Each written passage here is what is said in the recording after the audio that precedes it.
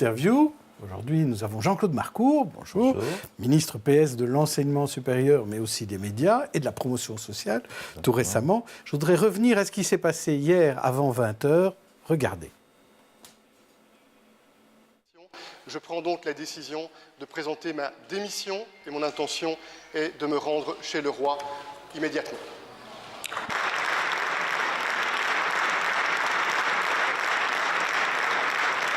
Donc, ne voulant pas risquer un vote négatif, Charles Michel est allé remettre sa démission au roi, une démission qui est tenue en suspens, et donc le roi consulte pour l'instant. Alors, votre réaction, je vous propose 3 types de réactions. La première, c'est le PS l'avait prédit. C'était écrit. La deuxième, le Premier ministre n'a pas réussi à convaincre l'opposition de soutenir un gouvernement minoritaire. Ou bien, la troisième, la NVA est vraiment toute puissante. Alors, quel est pour vous le type de réaction à avoir ? C'est un mélange des trois. Nous avions prédit qu'effectivement, se marier avec la NVA était courir un grand risque. Et les faits nous ont donné raison. Sur un prétexte électoraliste, ils ont mis ce gouvernement par terre. Il y a eu la tentative alors de Charles Michel de faire un deuxième. Et là, on peut constater qu'au sein même de sa coalition, puisque l'Open VLD a mis à néant les ouvertures qu'il avait faites et qui auraient pu être intéressantes. Vous croyez que le PS aurait pu marcher dans cette ouverture ? Je crois que nous étions prêts à un certain nombre de conditions. Et la première condition, c'est un changement de cap au niveau de la politique sociale. Nous en avons assez que la population paie, notamment pour augmenter les profits des grandes entreprises, notamment pour faire un certain nombre de choses qui ne nous plaisent pas. Le pouvoir d'achat et les gilets jaunes en sont bien l'expression, est au cœur de nos préoccupations. Et donc, s'il y avait un certain nombre d'engagements, nous aurions pu effectivement laisser ce gouvernement fonctionner. Nous constatons aujourd'hui que l'Open VLD a refermé les ouvertures faites par Charles Michel. Et comme toujours, ce n'est pas l'opposition qui fait tomber un gouvernement, c'est ceux qui ont quitté ce gouvernement. Alors donc demain, ce sera gouvernement d'affaires courantes ou peut-être élection anticipée. Votre préférence, en un mot ? Nous ne voulons pas aller aux élections. Je crois que donc, la population ne veut pas ces élections. Et deuxièmement, personne ne va croire que, ayant fait les élections au début février, un gouvernement fédéral se mettra en place au moment où nous lancerons la campagne pour les européennes et les élections régionales. Et donc, c'est une très longue crise. Je crois que la raison veut qu'il n'y ait pas d'élection. Alors, on parlait avec vous d'enseignement supérieur. La Fédération des étudiants francophones a demandé l'instauration progressive de la gratuité dans l'enseignement supérieur. Parce qu'on parle toujours de gratuité dans le primaire, dans le secondaire, mais c'est vrai, dans le supérieur, il faut payer les droits d'inscription. Alors, est-ce qu'il y a moyen de rendre ces études gratuites ? Est-ce que c'est possible ? Dans la gratuité, il y a 2 grands thèmes. Il y a ceux qui disent c'est la gratuité des études sensu stricto, et puis la gratuité globale, en ce compris les frais de transport, les frais de cote, etc. Si on n'aborde que cette première question, sous les 2 législatures où j'ai eu la responsabilité, nous avons fait de grandes avancées. La première, c'est de bloquer le Minerval au montant nominal de 2010, et depuis lors, il n'a plus été indexé pour les étudiants à l'université. C'est plus de 100 € d'économie qu'ils font. 2, nous avons supprimé le droit d'inscription totalement pour les étudiants boursiers. Et nous avons fait en sorte que les syllabus leur soient aussi délivrés de manière gratuite. 3, nous avons augmenté les bourses et on est passé d'un peu moins de 50 millions à aujourd'hui 70 millions d'euros de bourses, c'est-à-dire nous avons fait un effort aussi pour améliorer ce système. Si vous avez changé le système pour on a élargi, on a élargi effectivement aussi l'accès à cela. Et donc, il y a un élément progressif. Nous n'y sommes pas encore pour des raisons purement budgétaires, mais je voudrais dire qu'il y avait une discrimination entre les étudiants à l'université et les étudiants en haute école. Eh bien, j'ai initié un rattrapage qui va coûter 20 millions par an à la Fédération Wallonie-Bruxelles pour justement permettre que les subsides sociaux soient équivalents, quel que soit le niveau d'enseignement supérieur. Donc vous dites, si budgétairement un jour c'est possible, on pourra aller vers davantage encore de gratuité, mais pour l'instant, on a fait quelques efforts, mais on ne peut pas faire plus. Si je puis me permettre, c'est quelque chose qui est tendanciel, c'est une tendance lourde. Nous faisons énormément, mais reconnaissons qu'aujourd'hui, cela représente toujours un coût pour les parents et les étudiants. Alors, à Bruxelles, on parle beaucoup de fusion au niveau supérieur. Cette fusion ULB-IEX, il y a eu Saint-Louis avec l'UCL. Est-ce que ça ne risque pas d'augmenter la concurrence? C'est justement la raison pour laquelle ces deux dossiers font l'objet de beaucoup de débats. C'est clair que l'Université catholique de Louvain fusionnant avec Saint-Louis, vous allez avoir cette université qui va avoir une présence plus importante sur la région bruxelloise. Et nous voulons justement dire, oui, on peut avoir de l'émulation, mais pas de la compétition et en tout cas pas de course à l'étudiant. Le décret financement des universités y participe déjà, mais il faut mettre un certain nombre de balises pour que demain, simplement, deux universités sur un même territoire se concurrencent. Nous avons trop peu de moyens financiers.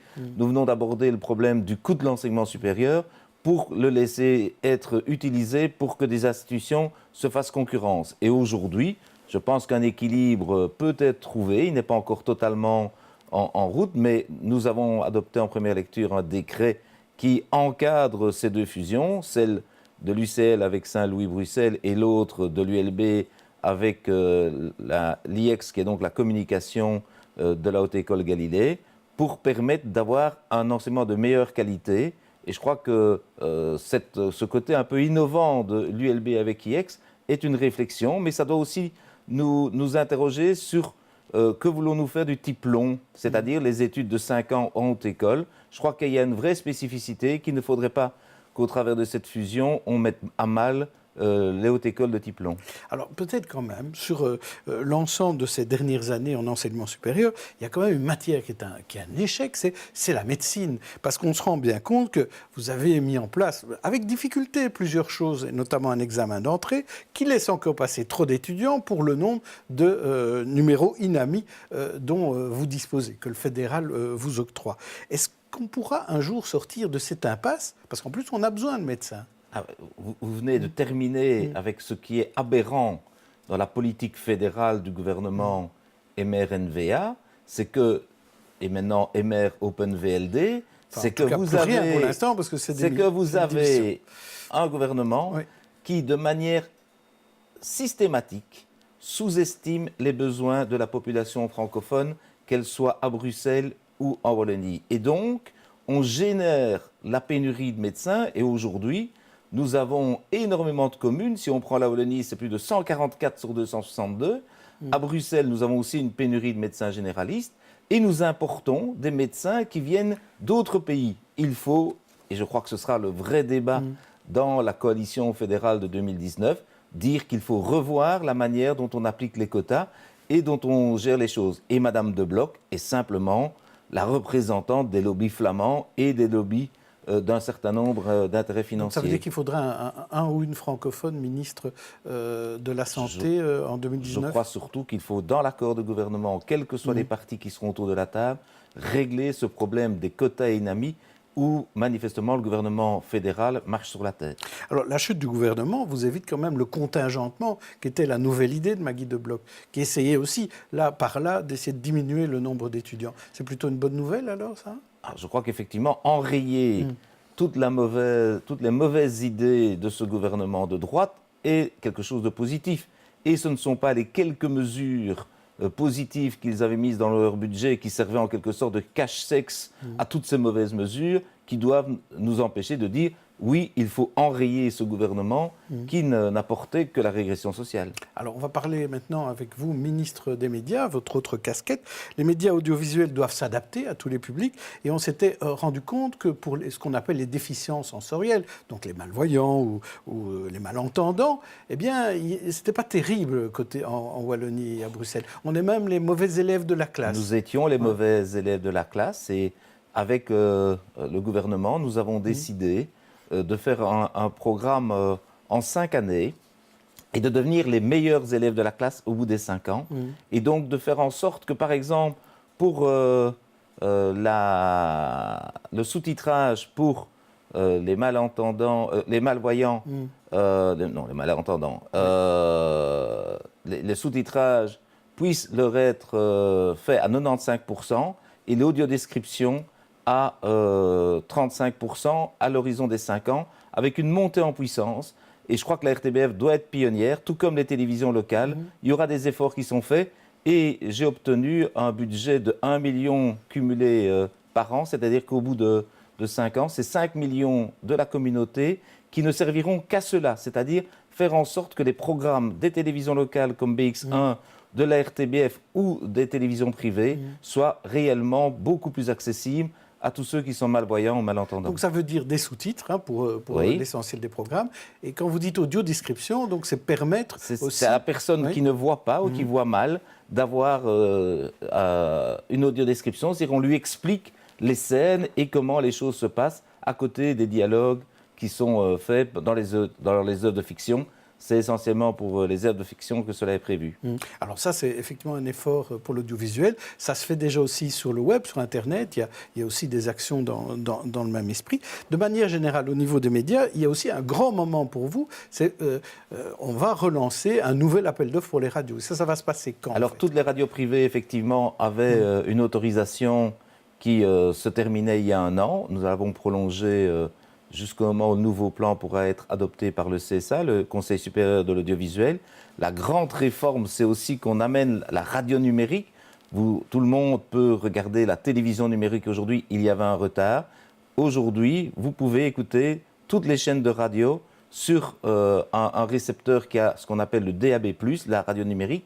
Et l'appel d'offres consistera à redemander à tous ceux qui ont des licences pour émettre, que ce soit pour un réseau communautaire, un réseau grande ville ou des radios indépendantes ou provinciales, c'est d'avoir et la capacité de diffuser en analogique, la bande FM, ou en numérique. Et je crois que ça permettra de redynamiser encore ce média en francophonie qui est particulièrement écouté. Nous sommes une exception culturelle européenne. C'est chez nous qu'on écoute le plus la radio, et donc il y avait des efforts à faire que nous avons faits. Est-ce qu'il y a moyen, et est-ce qu'il y a de la place pour les projets innovants? Parce qu'on a toujours dit avec la FM, c'est pas évident. Sur la bande FM, vous avez raison, on a saturé les fréquences, et je tiens à saluer la communauté flamande avec qui on a pu enfin enterrer la hache de guerre qui durait depuis maintenant plusieurs années. Mais le DAB+ offre beaucoup plus de capacité. Donc, premier appel d'offres qui va permettre de redistribuer les fréquences en FM et en DAB+. Et puis il y aura un deuxième appel d'offres pour de nouveaux projets uniquement sur le DAB+. Donc ça tombe bien aujourd'hui, puisque aujourd'hui on annonce aussi que BX1 va lancer sa web radio et donc espère aussi avoir un jour une radio sur d'autres types de fréquences. Je vous le souhaite. Oui. Alors, mais ce qui est important ici aussi, c'est de se dire le média de demain, ce sera quoi? Vous, en tant que ministre des médias, est-ce que vous savez quels seront vraiment les médias de demain? Alors, je crois qu'on utilise déjà aujourd'hui les médias de manière très différente. Vous prenez les jeunes, très peu passent du temps devant une télévision ou en écoutant la radio. Le streaming, les différentes plateformes. Il faut aujourd'hui que les médias s'adaptent à la consommation. Et je tiens à dire qu'il y a de gros efforts qui sont faits par les télévisions locales pour aller dans ce sens-là. Nous savons que sous la décennie 2020-2030, ce qu'on appelle le grand craquement, c'est-à-dire le basculement de la télévision linéaire. C'est quoi la télévision linéaire?